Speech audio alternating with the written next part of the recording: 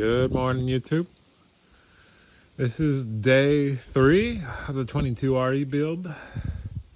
I would say, yeah, this is probably about the 3rd consecutive day I've worked. Well, not consecutive, but overall, total build day. This day, you will notice something right away, and I will admit, I kind of did some work late last night, just out of the spur, out of the moment, kind of on my own, about putting this power steering pump back on. And I put this rad fan, I put this thing, which is just a sheath pretty much, and then this goes on the sheath, and this is just your thermostatic fan clutch. And I put that on, not on camera, I didn't say anything, so my bad. And I also put this thing on, this is a whole assembly from there. Whew, oh, bless me. Into here, it's a whole one assembly. I just had it tilted back there, so it's not like it was a grand put together, but I did hook this back up. There's bolts here, there, one there. I took one out of here for some reason. I thought I was going to take it all apart. And one here. And yeah, I mean, that's what I did. And yeah, I guess pardon me if you're not sharing it, but I just wanted to get this part out of the way because it just felt necessary yesterday to do. This morning, I forgot totally how these belts hooked up, so I had to look at the belt diagram. And just for curiosity's sake and information learning sake, this is the smaller diameter belt in total. It goes around the main part of the harmonic balancer here. It goes here. This is your water pump, really, and then your fan for your rad. And then it also goes down from the fan up around your alternator. What I'm gonna do, you move the tension by moving the alternator either left this way or that way, right or left, and then you just tighten down the bolt here whenever you get the correct tension on the belt. The correct tension is about, it's like 1/8 to 1/4 inch of movement. So I'm just gonna go by feel and then just do it by like that way. I felt a lot of belts, I know how it feels when it's proper, so I'm just gonna go like, with that general notion in mind. And then yeah. Power steering is really this guy, and it's driven by a belt here on the harmonic balancer. Just simple, larger diameter belt, and the tension is actually adjusted with this thing. I did a little bit off camera just before I filmed, and I was like, oh, I should film.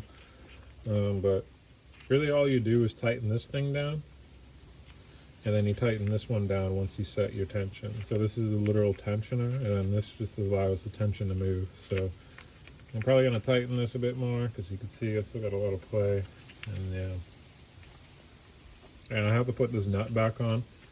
I was going to pull this whole pulley off, power steering, but I don't really see a point in doing that because then I realized you could take all of these off. So I was like, well, not going to do that.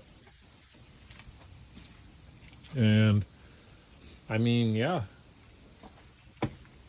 I'm gonna do that, but it's very promising because look at how close things are being, like, finished, you know what I mean?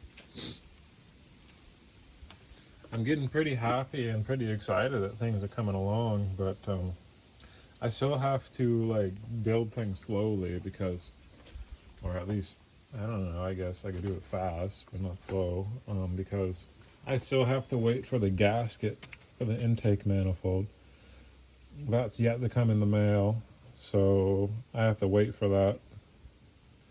Also,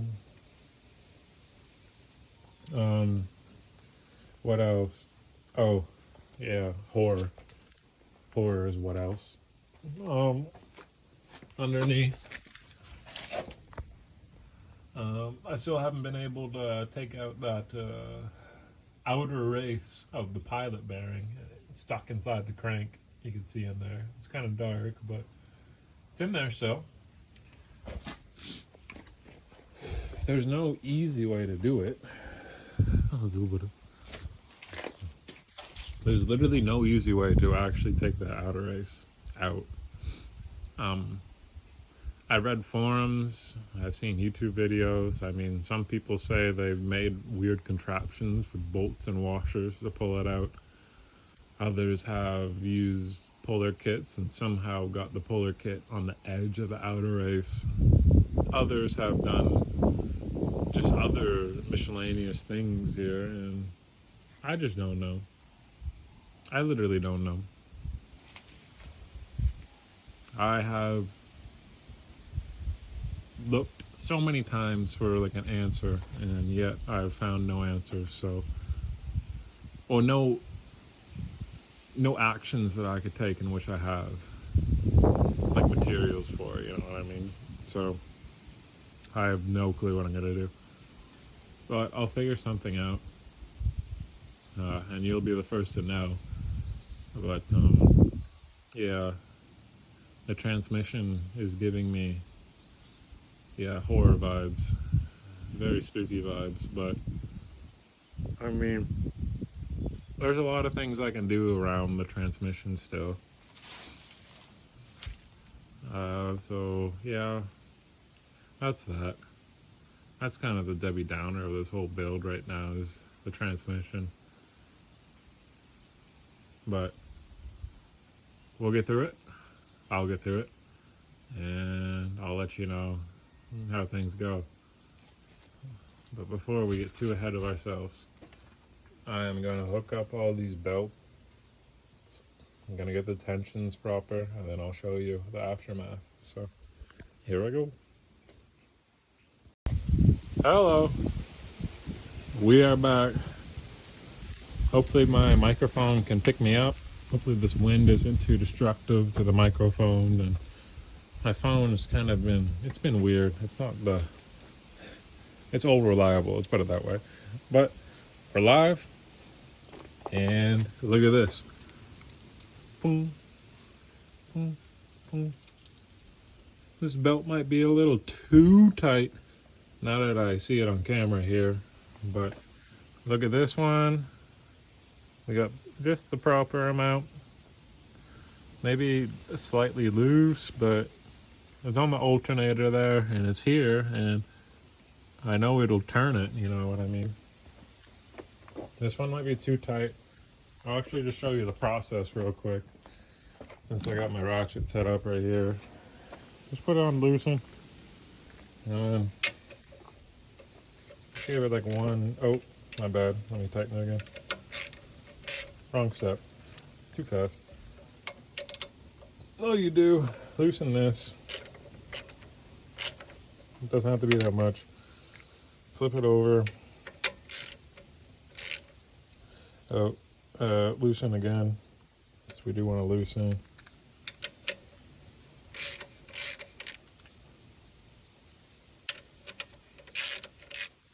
You could see it move if I wasn't so fast with the camera.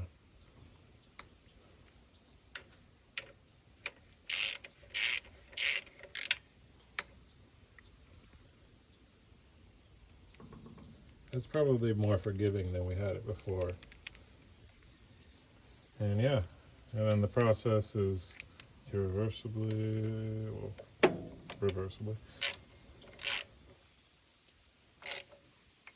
Snug. There we go. That's it.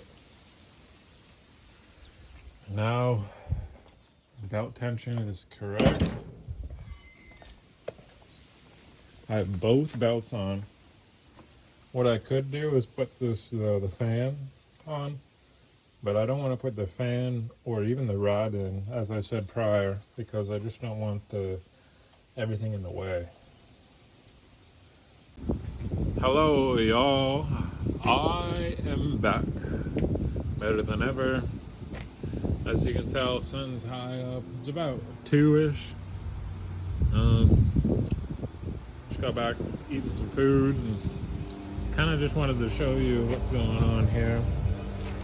What you can see is that the starter is what I'm working on, because the starter wiring is something just kind of messed up. So I kind of cut the starter out of there, so I was getting mad at messing with the wiring.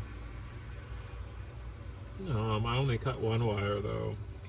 Yeah, that's what I'll show you. But before I show you, I'll show you the ground cable. The ground cable for the starter was already messed up. As you can tell right here, that's what it looked like. I tried to solder it, but it was too sprawled apart, and the wires were too dirty because of the oil spray just got everywhere on that wire. And I thought maybe I could potentially, acid flux it to clean all that and then solder it, but the solder would never stick. So I'm actually gonna have to go to the store, buy a new eyelet there, and then I'm just gonna cut it about here or so, and then I'll have enough wire to just remount it. So it's really not the end of the world. But what I wanted to show you, if it'll focus, is this is the wiring that was for the transmission that I was talking about. There's the connector that actually plugs into the transmission, so it's only about you can't really see it, but it's a 4-prong. And then there's a 3-prong. There's just a 1-pronger somewhere. There's another 2-prong here. And then this actually goes to the front diff. This is just a plug. This is for the starter. This is the actuator, so when you turn key, it actually actuates everything. And then here is all the wires that I snipped because I was getting mad at all the harnesses and the plugs, and I did it sort of out of anger, but also because I thought I was just going to salvage everything and give it to someone. Little did I realize I'm the someone now who has to deal with it. So that's really what I'm doing. I put the distributor back in, so the distributor's nice. I even got the bolt for the distributor, so it's kind of ready to go out of the way. In all real cases, I could actually put the cover on, but I don't want to put the cover on because I won't be able to reach the transmission bolts. Still, I haven't messed with the transmission and that pilot bearing because I'm going to get mad. And also, I spent some time and I cleaned the surface, and I cleaned the other one as well. I cleaned the injector ports. I cleaned this fuel rail, I sprayed inside, made sure it was all clean, ready for fuel. There's the starter. Here's this pigtail of the actuator for the starter. It goes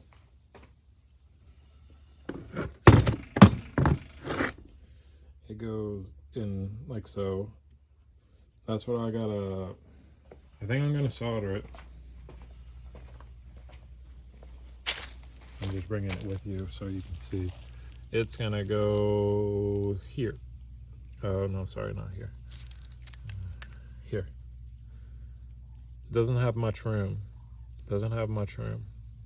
Man, this camera's making me mad. Do you see it? Yeah. I wire stripped too much, so I'll just tape the rest there. And then I was thinking about soldering it just for a stronger connection, but probably just to make things work and make things a little bit faster, I'll probably just twist them together. Because like I said, this thing isn't going to go everywhere. This is just strictly for the farm property out there, so I don't care too much. Yeah. So I got a lot of things on the fly. I'm still waiting for the part for that. I mean, yeah, I don't really know what to say. I need to 100% go and get the eyelet for that starter. the cable that I showed you. But I might try to salvage the old one and just use it because you can. It's just kind of dinky. The pilot bearing, I don't even know what to tell y'all. I haven't even tried to work on it. I'll probably go and try to work on it now, but it's a lot of work, you know what I mean? Like, it's no small task, so I'll try. And yeah, I'll update you again, you know. I'll tell you what's going on, but so far that's what I've done. I'll show you the injectors before I cut the camera off. There's the injectors. The outsides look weird and they look like they're brittle and, you know, rusty, but the insides have always been kept nice. The inlets are good. There's a little screen behind this inlet on each injector. All the screens are clean. I cleaned all the ends and the ends are fine. So like, they were brand new. They only have about less than 500 kilometers on them, so they're good. But I was worried, so I'm just sharing that concern. But yeah, I'm gonna continue to just work away and see what's going on. It's been a long day working on this thing, so I've been working on it for literally all day. Breaks here and there, obviously, but I think I'm gonna sort this wiring out real quick. Not this wiring, but this, at least the starter wiring. Sort the starter wiring out real quick, and then at least that will give me some agency over some other things here. So I'm gonna go and do that right now, and then I'll get back to you. Hey, YouTube, I'm back here again. Excuse me, still day 3. I have something to show you before I talk about truck. Look at this dude. Look at this dude. How he's chilling. Anywho, look at this. Brand new. Remember that starter cable I told you that was wrong? Well, this one's nice and glossy and shiny, and I now have a full starter cable. So yeah. And on the other notes, the actuator for the ignition for the starter, I wired up here. Nice tape. And I got it right here. So the starter wiring is hooked up. You can see it goes in the wire harness, and then it'll go to that relay there. So yeah, I'm pretty stoked that I got that and that set up. So at least I have the starting functionality for the motor to know if I built it correctly. Now, I'm still waiting on the intake gasket, so I can't do anything on that, you know, yet. And I still have to do all the plumbing. I haven't figured out the plumbing yet, but I wanted to make sure I got my wiring done, so I at least had wiring. As for the rest of these, I'm not going to do. And the pilot bearing, I still haven't gone underneath and looked at it, but man, I mean, it's getting late here. I mean, it's still a lot of sun, but man, I'm just tired. But I'll continue to work away, and I will actually. I'm gonna look at that pilot bearing because it needs to get done. I'm gonna see if I can do it without like burning it out. But yeah, I don't know. I'll get back to you. I'm gonna go underneath there, try some things. So I'll see you sooner rather than later. Hello, back here again. It's been a long day. The sun's mostly down here. My update is that well, not good. I tried working on the pilot bearing there, but no luck.